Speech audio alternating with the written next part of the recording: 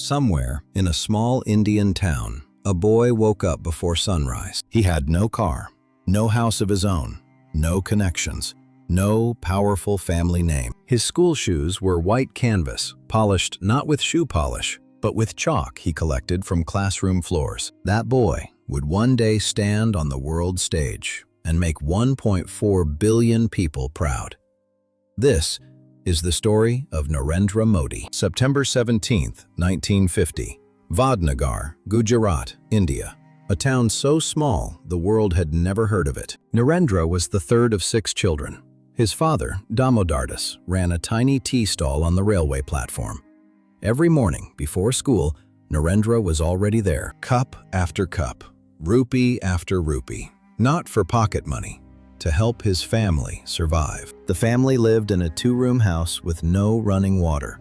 Narendra later told the world, and I want you to hear these exact words. "My childhood was spent in extreme poverty.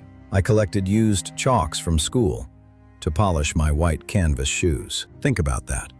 Not a broken childhood, not an excuse, just a quiet, dignified truth. In 1967, at just 17 years old, Narendra did something almost no one understood. He left. No goodbye party, no plan, no destination. Before he walked out the door, he burned his family photos. He discarded most of his clothes. He knelt and touched his mother's feet. She begged him to stay. He did not. For 2 years, Narendra Modi disappeared. He wandered the Himalayas, sat in ashrams, meditated in Buddhist monasteries. He had no money, no phone, no plan. He slept on floors, ate simple rice and dal. He wasn't lost.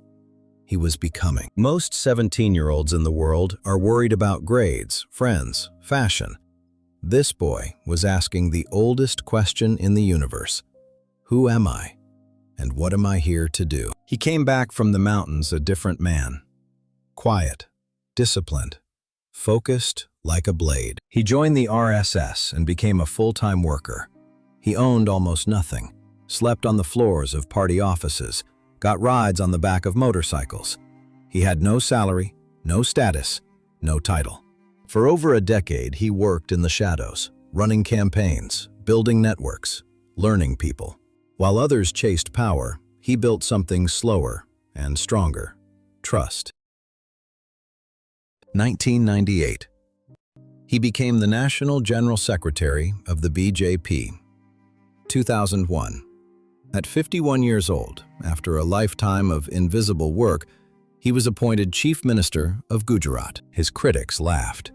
A tea seller's son running a state? He proved them wrong. Under his 12-year leadership, Gujarat transformed. Infrastructure, investment, technology, energy. May 2014. Narendra Modi won the Indian general election in a landslide. 282 seats, the largest majority in 30 years.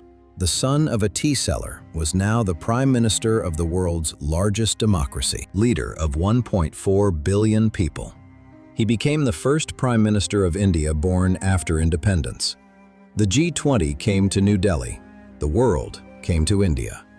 For the first time in decades, India sat at the head of the table. There is a train platform in Vadnagar, Gujarat. It looks almost the same as it did 70 years ago. On that platform, a small boy once handed chai to strangers through train windows. He just served. The world tells you that where you start determines where you end up. Narendra Modi's life is a direct argument against that. No silver spoon, no inherited power, just discipline, sacrifice, an unshakable belief that the country he loved deserved better. And a boy who once polished his shoes with chalk went on to polish the image of an entire nation. This is what belief looks like. Subscribe for more.